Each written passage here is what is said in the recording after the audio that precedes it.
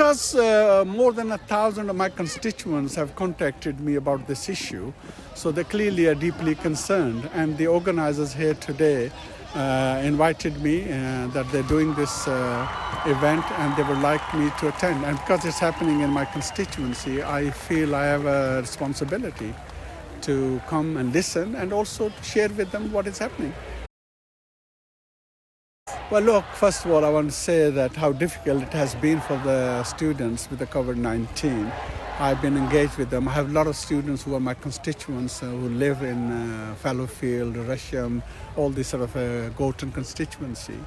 So I share their frustration, their concerns on that level. And secondly, I want to say to them as students, they have all are young people with a lot of hope. They want to see a peaceful world, and they have a role to play in that. Throughout this history of Manchester, I've said, earlier on in my speech, the Mancunians have a very proud history of standing for peace, standing for justice, whether it is here in north of the UK, or whether it's the whole UK, or whether it's international. There are so many other issues. Apartheid is a good example in South Africa, how we in Manchester were at the forefront of that struggle. And that was undone, and it's great. And I think this is another issue where Britain has a historical role. We were responsible with some of this mess.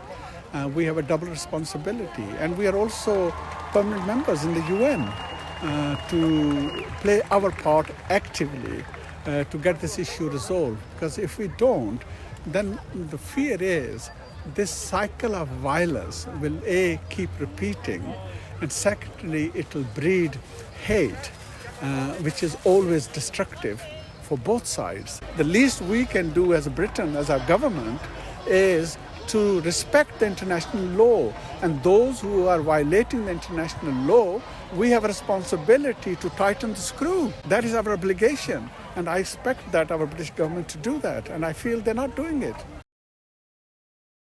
This week, I asked the Prime Minister, I talked about COVID-19.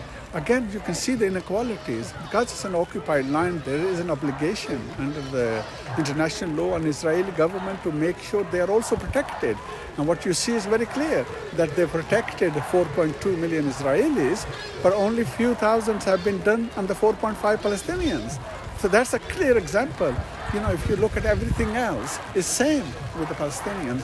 And then you can see then how this frustration builds up.